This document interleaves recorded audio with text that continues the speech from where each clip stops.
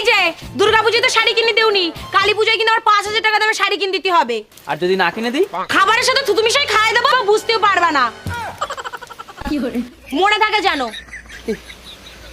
দেবো দেবো, কালী পুজোর শাড়ি কিনে দেবো।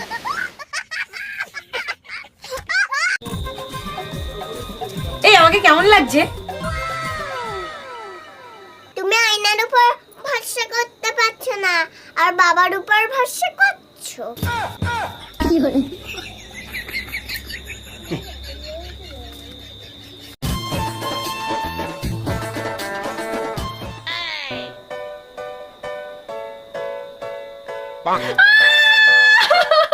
তুমি আমার পায়ে চাকা দিলে, আমার পায়ে কত জ্বালা করছে, তুমি আমার পা পুড়িয়ে দিলে। আমাকে এবার মোমো খাওয়াতে হবে, আর চাউমিনও খাওয়াতে হবে, আর 5000 টাকা শপিংও করাতে হবে। আমার পা জ্বালা। না না, পড়েনি পড়েনি, আমি এমনি ইয়ার্কি করছিলাম, পড়েনি।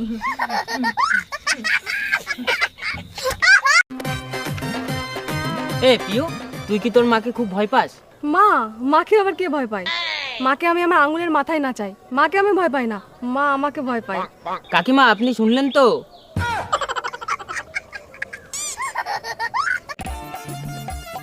আচ্ছা সাথী, শহরের মহিলা আর গ্রামের মহিলাদের মধ্যে পার্থক্য কি?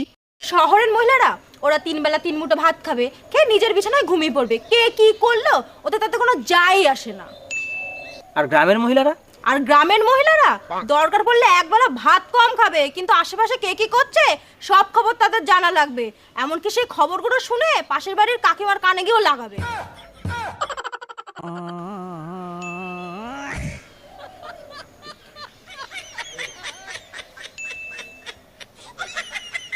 আচ্ছা বলো তো 1 আর 1 কত হয়? 1 আর 1 তো 2 হয়। হ্যাঁ, 1 আর 1 11 হয়।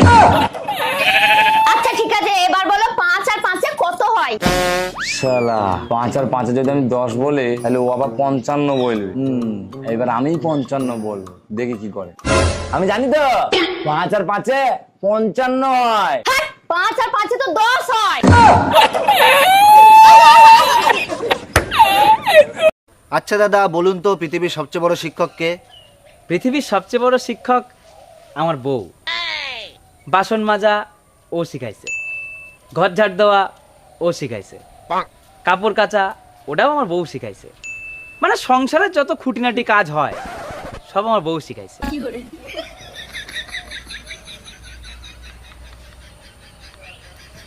এই শোনো, তোমার এই জিনিসগুলো আমার একদম পছন্দ না। তুই পাশের বাড়ি কাকিমার সঙ্গে কথা বলো না কেন? এই শোনো, আমি সব ফালতু লোকের সাথে না কথা বলতে পারবো না, এমনি আমি যাত্রার সাথে কথা বলি না। কিসের এত অহংকার তোমার? রূপের অহংকার? না, আমার কোনো রূপের অহংকার নেই। হ্যাঁ ঠিকই তো, তোমার যেটা নেই তুমি সেটা নিয়ে অহংকার করবা কি করে?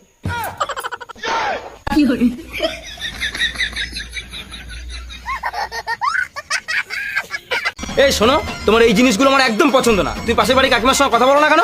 এই শোনো, আমি সব ফালতু লোকের সাথে না কথা বলতে পারবো না, এমনি আমি যাত্রার সাথে কথা বলি না। কিসের এত অহংকার তোমার? রূপের অহংকার? না, আমার কোনো রূপের অহংকার নেই। হ্যাঁ ঠিকই তো, তোমার যেটা নেই তুমি সেটা নিয়ে অহংকার করবা কি করে?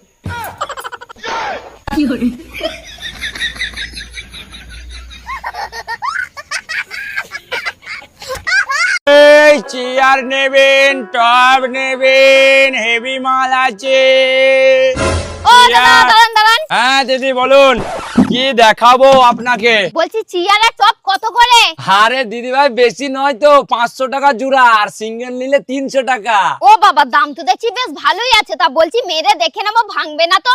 আরে দিদি ভাই আমাকে 500 টাকা দিয়ে দিন, সারাদিন ঘাম মেরে মেরে চেক করে দেখুন, ভাঙবে না, আমার গ্যারান্টি। ভাঙবে না আপনার গ্যারান্টি, সেটা ঠিক আছে, কিন্তু আপনাকে 500 টাকা দেবো কেন? ও বাবা, যদি মারতে মারতে ভেঙে যায় তাহলে আমার লস হয়ে যাবে না?